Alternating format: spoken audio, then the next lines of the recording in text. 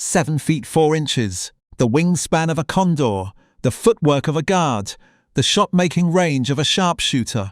Shot clock is off. Wembanyama goes right by Durant. Oh! And the defensive instincts of someone who seems to have been built specifically to make every other player on the floor feel inadequate.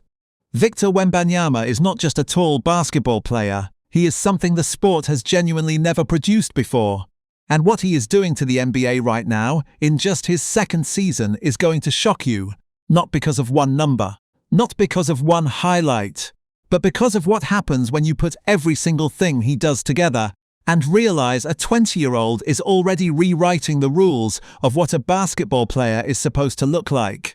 Before we get to what Wembanyama is doing right now, you have to understand what he already did, because his rookie season alone was one of the most remarkable debuts in NBA history. 21.4 points, 10.6 rebounds, 3.9 assists, 6 blocks per game. He led all NBA rookies in scoring, rebounding, and blocks simultaneously. He won Rookie of the Year in a landslide and finished as the runner-up for Defensive Player of the Year as a first-year player. By the end of the season, he had become a must-watch event on any given night. The kind of player who makes fans tune in just to see what he was going to do next.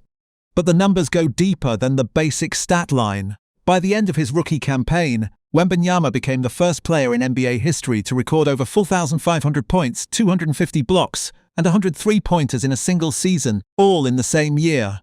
Add 755 rebounds, 274 assists, and 88 steals to that. Boy left wide open. Griffin, oh, wow! His 21.4 points per game was the highest rookie scoring average since Blake Griffin's 22.5 in 2010-11.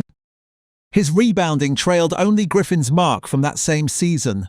And when it comes to blocks, his 6 per game ranked behind only Manute Bol and David Robinson, who averaged 3.9 during the 1989-90 season in recorded NBA history. Then there's the player efficiency rating. For the 2023-24 season, Wembanyama posted a PUR of 23, ranking 15th among all qualified NBA players, ahead of Jason Tatum, Donovan Mitchell and Devin Booker.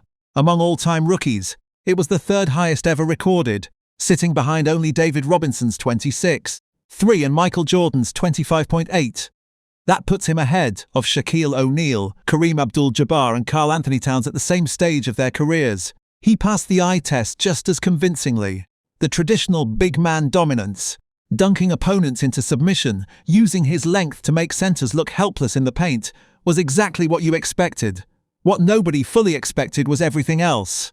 The court vision, the passing touch, the guard-level playmaking out of transition. Watching a 7'4" player make passes you associate with creative point guards was genuinely jarring, and it happened on a nightly basis. And the conversation about generational talent, his second season has started closing it. He is now averaging 32.2 minutes per game.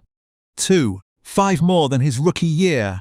Now Scott looks inside to Kareem Abdul-Jabbar, takes it in there, he dribbles around Eaton, beautifully slammed dunk. Scoring more points on more shot attempts while improving his efficiency on both 2-point and 3-point attempts.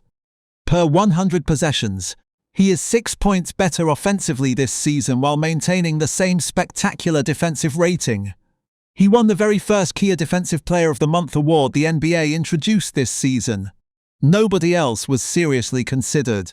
But the most striking development in year 2 is not the volume of what he is doing. It is the low. Not everyone has been completely satisfied with the direction of his offensive development.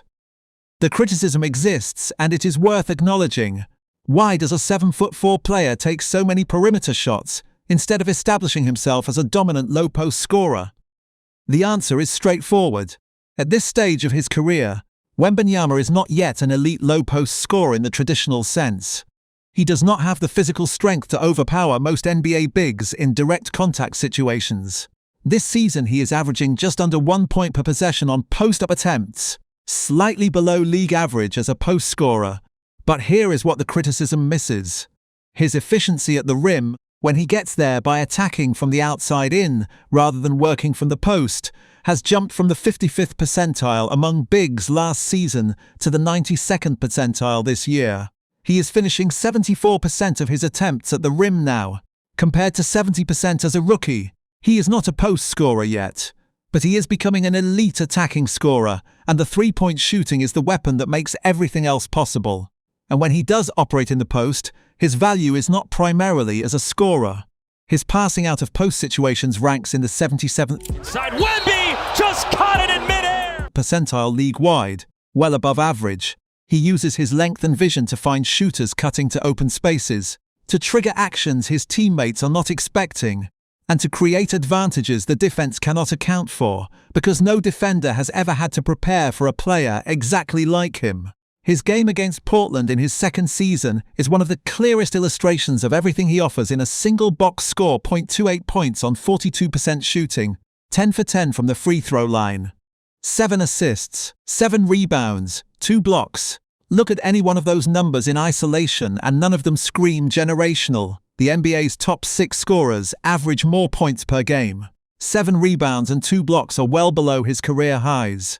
Even the assists are just above average for a starting guard, let alone a center.